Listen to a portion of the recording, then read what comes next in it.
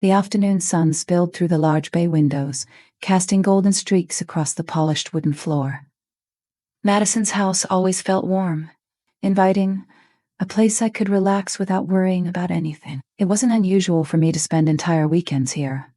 We'd been best friends for years, practically inseparable since middle school. Her dad, Michael, was a constant presence, but never someone I gave much thought to. He was kind, polite, and distant in the way most adults are when they're just a backdrop to the world of teenage friendships. That Saturday, everything felt like every other visit, until it didn't. Madison and I had spent the morning hiking a local trail, laughing about college plans and swapping stories about guys we were crushing on. By the time we got back to her house, we were sweaty, tired, and ready to crash. Madison went upstairs to shower, calling back with a laugh. "Don't go snooping through my stuff while I'm gone. Like I want to see your weird poetry phase again," I yelled back, grinning as her footsteps faded down the hall. I flopped onto the couch, scrolling through my phone aimlessly. The sound of the shower running upstairs was a soft hum in the background, blending with the ticking of the old clock on the wall. I wasn't thinking about much of anything when Michael walked into the living room, rubbing the back of his neck and grimacing slightly. "You okay?" I asked, glancing up at him. He offered a faint smile, though his eyes looked tired. "Long week," he said, sinking into the recliner across from me. He loosened his tie, letting it hang around his neck as he leaned back with a sigh. I don't know what came over me. Maybe it was the way he looked, worn out, stressed.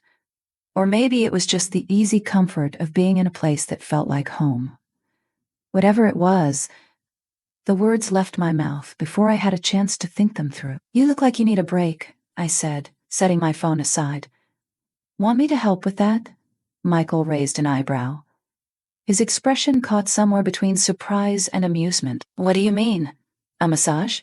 I said, shrugging like it was no big deal. "You look tense."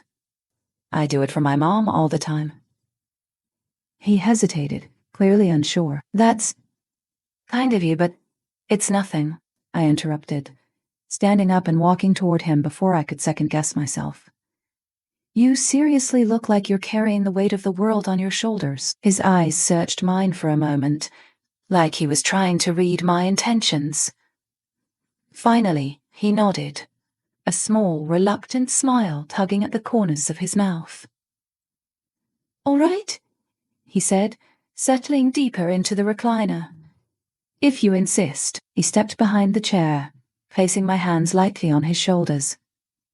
"Just tell me if I'm pressing too hard," I said, trying to sound casual. At first, he was stiff under my touch, his shoulders rigid with tension, but as I worked my fingers into the knots at the base of his neck, he began to relax. He let out a quiet sigh, tilting his head slightly forward. "You're good at this," he murmured, his voice low and calm. "Thanks," I replied, my tone light, but inside, I was starting to feel something. The room felt quieter than it should have. The hum of the shower upstairs, the ticking clock, even the distant chirping of birds outside, seemed to fade into the background. All I could hear was the steady rhythm of his breathing, the way his muscles shifted slightly under my hands. I told myself it was just a kind gesture, nothing more. But the air between us felt charged, heavy in a way I couldn't explain. Michael shifted slightly, turning his head to look at me. His eyes met mine, and for a moment, time seemed to freeze. I couldn't read his expression. There was something there. Something I didn't understand, but couldn't ignore. My heart started to race, confusion swirling in my chest. What was this? Why did it feel like the room was closing in around us? And then, as if the universe had been holding its breath, the sound of footsteps on the stairs shattered the moment. "Leah, where'd you go?" Madison's voice called out cheerfully, her words echoing down the hallway. I stepped back from the chair so quickly I nearly tripped over the edge of the rug. My hands fell to my sides, and I could feel the heat rushing to my face. Michael sat up straighter, clearing his throat and adjusting his tie like nothing had happened. Madison rounded the corner, a towel draped over her shoulder, her damp hair framing her face. She stopped in her tracks when she saw us, her eyes flicking between me and her dad. "What's going on?" she asked, her tone light but curious. I forced a laugh, brushing my hands on my jeans like I could wipe away the lingering feeling of his shoulders under my fingertips. "Nothing," I said quickly. "Your dad just looked like he needed a quick massage, so—" Madison's expression shifted for the briefest moment. A flicker of something I couldn't quite place. Suspicion? Confusion? Amusement? Whatever it was gone as quickly as it had appeared. "Right," she said, drawing the word out slightly before grinning. "Well, come help me with snacks. I'm starving." She disappeared into the kitchen, her footsteps light and carefree. I hesitated, glancing at Michael.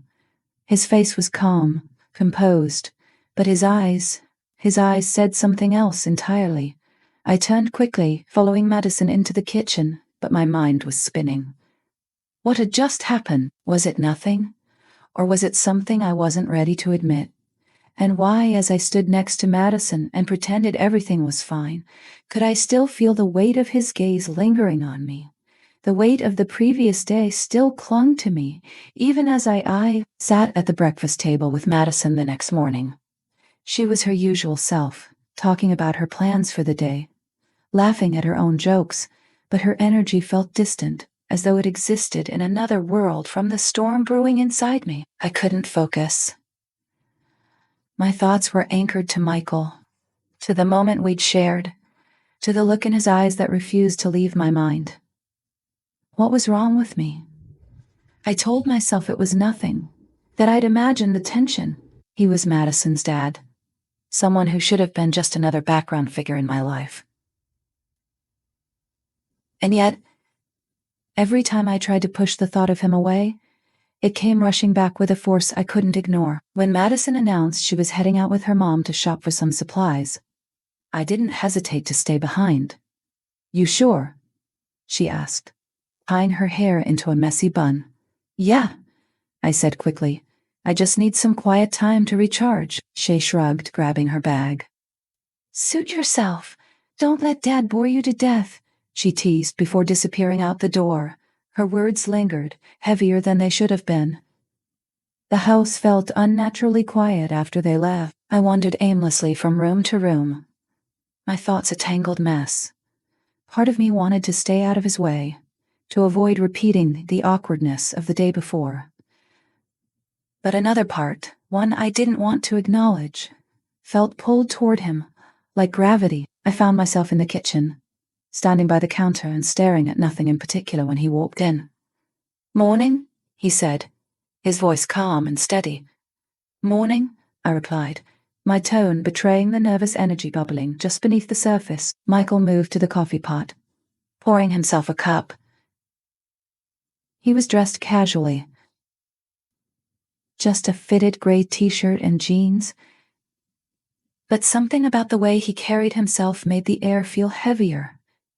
"Madison and her mom already left?" he asked. "Yeah," I said, fiddling with the edge of my sleeve. "They'll probably be gone for a while." He nodded, leaning against the counter and taking a sip of his coffee. "You're staying out of trouble. You staying out of trouble." He laughed softly, the sound awkward, and forced. "Trying to." Another pause settled between us. Thicker this time. I could feel his eyes on me, and despite every logical voice in my head screaming at me to walk away, I stayed rooted to the spot. "You seemed quiet yesterday," he said finally, his tone gentle but probing. I looked up at him, startled. "What do you mean? Just distracted, maybe?" he said, his gaze steady. "Everything all right?"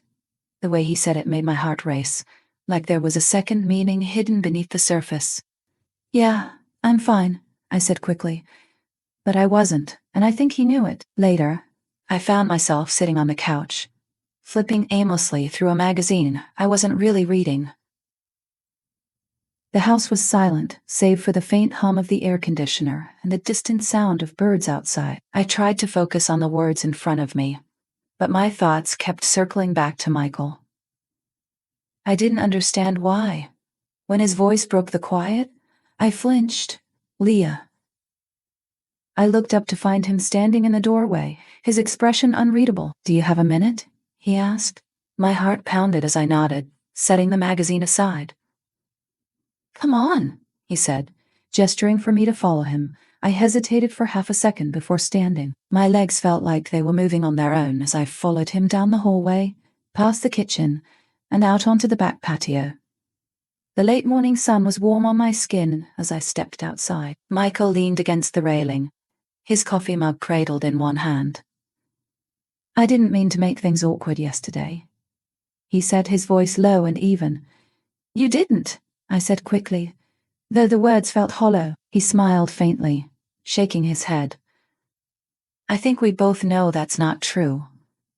My breath caught in my throat, but I said nothing. For a moment, neither of us spoke. The quiet was almost unbearable, the tension between us growing heavier with each passing second. "Leah?" he said finally, turning to look at me. "I don't know what's going on here, but—" he trailed off, searching for the right words. "If I've crossed a line, you haven't." I interrupted, my voice sharper than I intended. The look in his eyes softened, and something inside me broke. "I don't know why this feels different," I admitted, my voice barely a whisper. His gaze locked onto mine, and I felt like the ground beneath me was slipping away. "It's not just you," he said softly. The words hung in the air, heavy and irreversible. I should have walked away then, should have put an end to whatever this was before it could go any further, but instead I stayed. "I don't know what to do," I said, my voice trembling. His expression was a mix of regret and something I couldn't name. "Neither do I," he admitted. The space between us seemed to shrink, and I realized with a jolt that I had taken a step closer to him. My heart pounded in my chest, my thoughts a chaotic mess. This was wrong. I knew it was wrong, but I couldn't seem to stop myself. "Leah," he said, his voice barely audible. I didn't answer, and for the first time I didn't want to. The house felt different after that moment on the patio. The air seemed thicker, every creak of the floorboards louder, every glance between us more charged.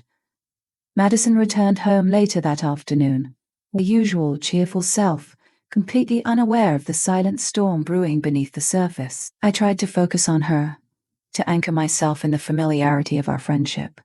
We baked cookies, scrolled through Instagram, and laughed about dumb internet trends. But every time Michael walked into the room, the tension pulled at me like an invisible string, drawing my attention to him no matter how hard I tried to resist.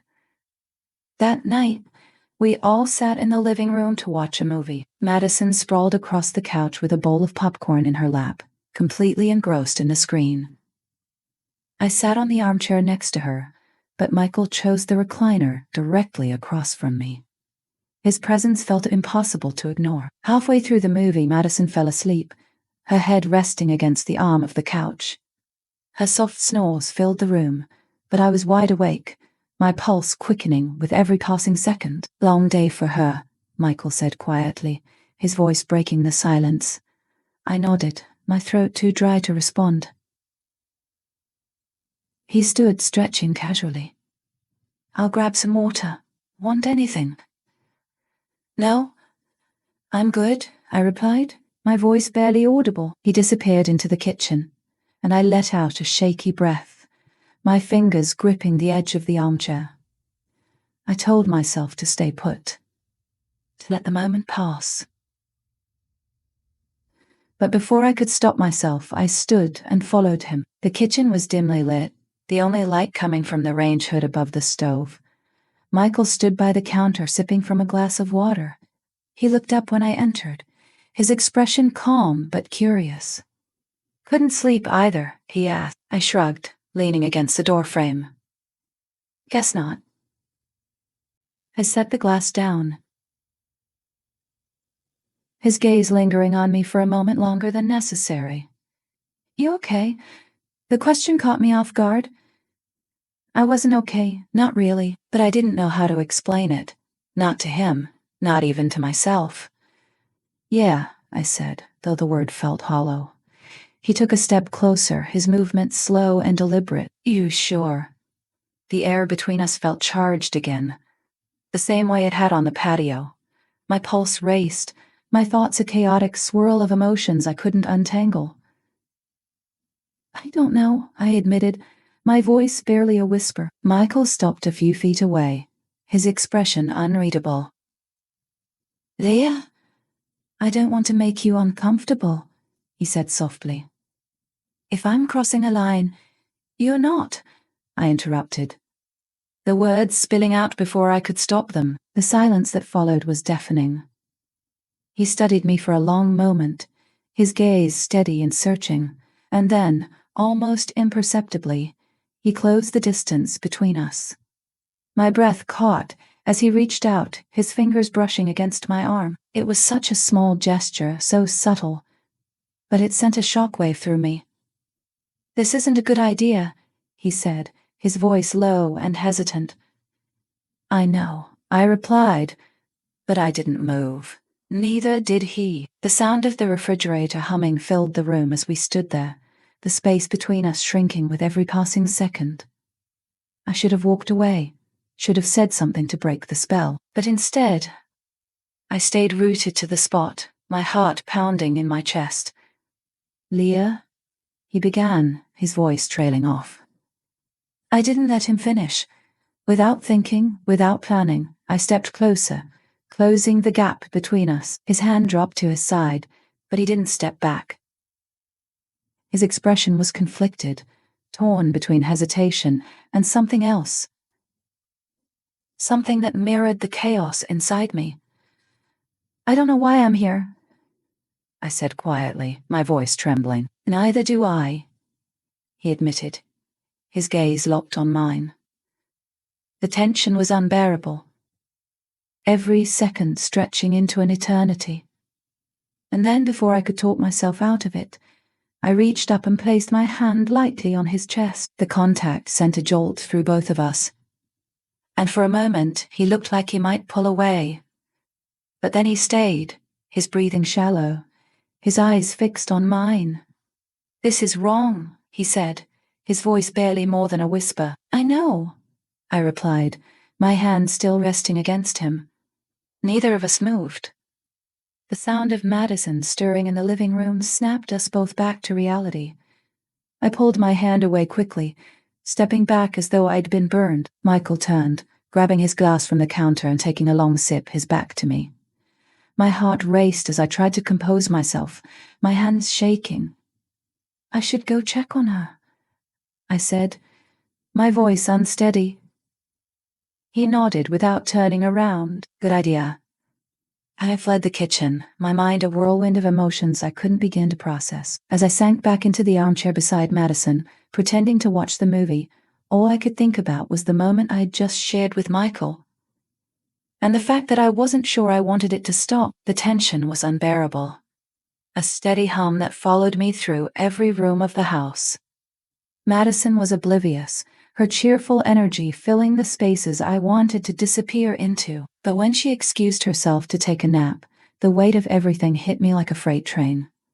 I found myself wandering into the kitchen, hoping the mundane act of making tea would ground me. I was wrong. Michael was already there. He stood by the counter, leaning slightly against it, his hands wrapped around a coffee mug.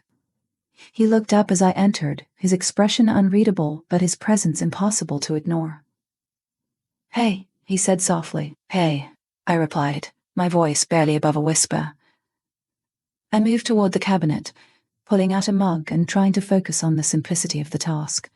But the air felt thick, and every movement felt magnified. You've been quiet, he said, his tone cautious. I froze for a moment before turning to face him. So have you, I said, forcing a small, nervous laugh.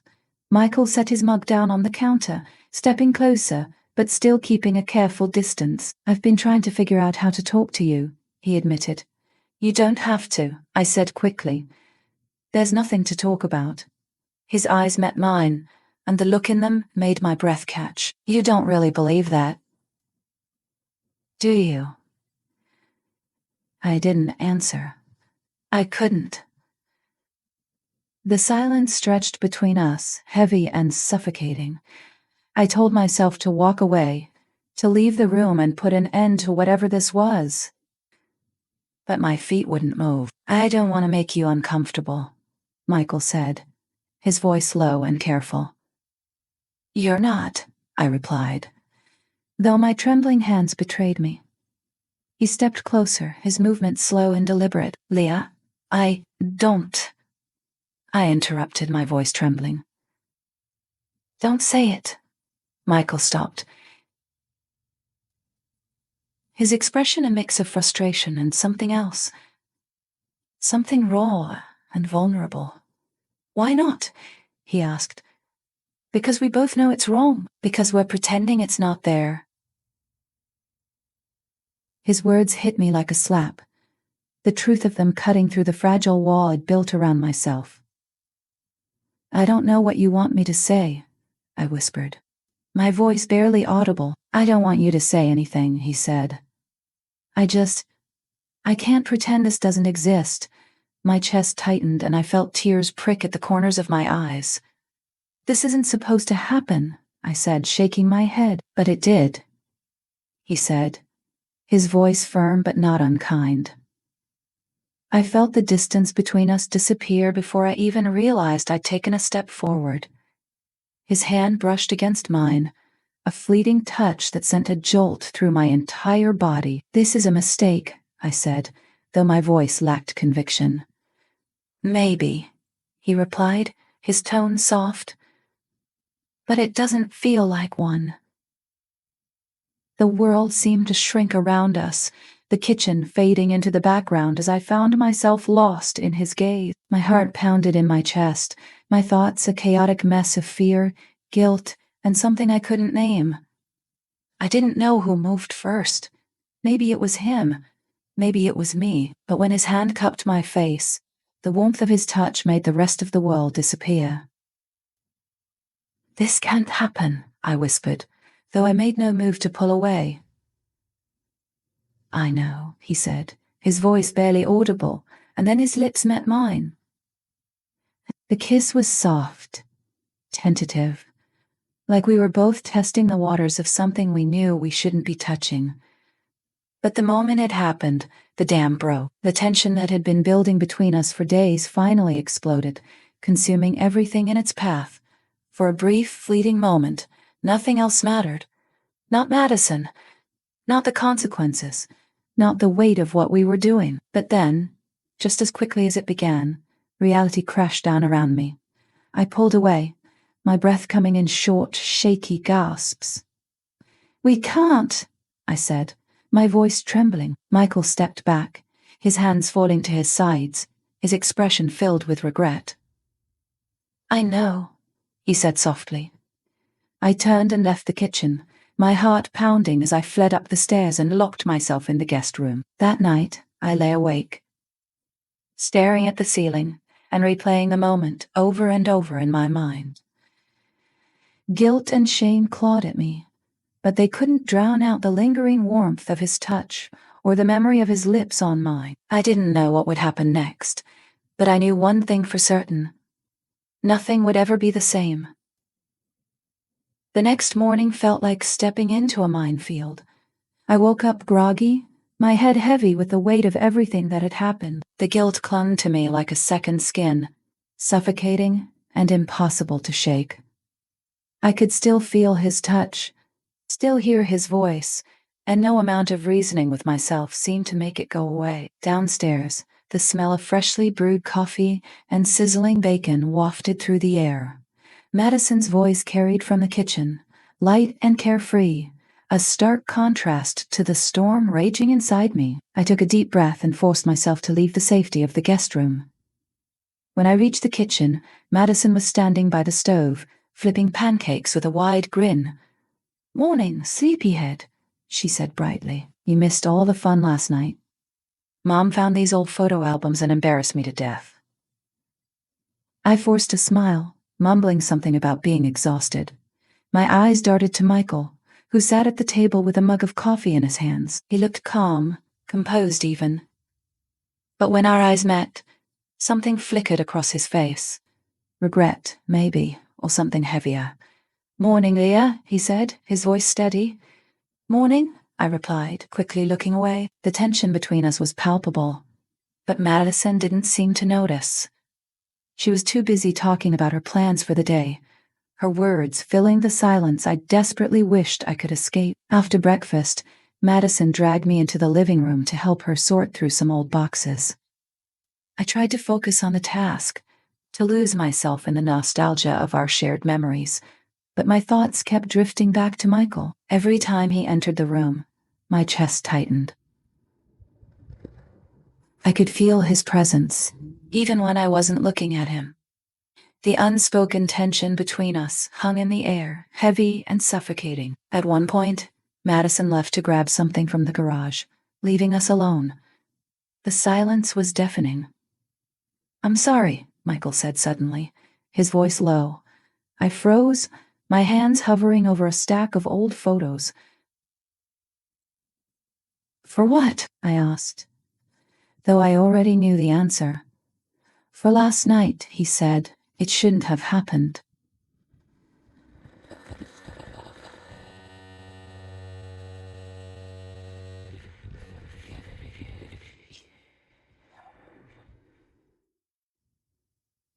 No, it shouldn't have. He ran a hand through his hair, his expression conflicted. I don't want things to be weird between us, he said. For Madison's sake, I repeated, the words tasting bitter in my mouth. He nodded, his gaze dropping to the floor. Don't know what came over me, Leah. It was a mistake, one that won't happen again. His words stung more than I expected, though I didn't understand why. Yeah, I said quietly, a mistake. Before he could say anything else, Madison burst back into the room, holding a dusty photo album. Found it, she exclaimed, completely oblivious to the tension that had just filled the space. The rest of the day passed in a haze. I went through the motions, laughing at Madison's jokes and flipping through photos, but my mind was elsewhere. I kept replaying Michael's words, the way he had looked at me, the regret in his voice. That evening, Madison's mom suggested we all go out for dinner. I agreed, hoping the change of scenery would help clear my head, but the tension between Michael and me only seemed to grow in the crowded restaurant, the unspoken weight of what had happened hanging over us like a storm cloud. At one point, Madison excused herself to go to the bathroom, leaving Michael and me alone at the table. Are you okay? He asked softly, his voice barely audible over the hum of the restaurant. I'm fine, I said, though the words felt like a lie. You don't have to lie to me, he said, his gaze steady. I looked away, my hands fidgeting in my lap.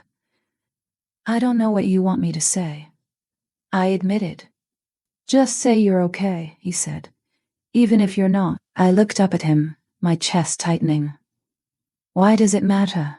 Because I care, he said, his voice filled with quiet intensity.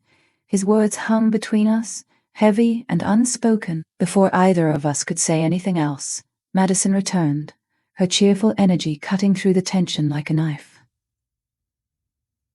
That night, as I lay in bed, the guilt finally caught up with me. I thought about Madison, about the trust she had in me, about how I'd betrayed her without her even knowing.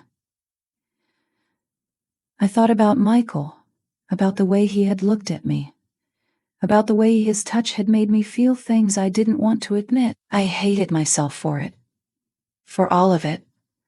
But no matter how hard I tried, I couldn't shake the memory of his lips on mine, the way the world had disappeared in that moment. I didn't know what would happen next, but I knew one thing for certain. The line we had crossed couldn't be uncrossed.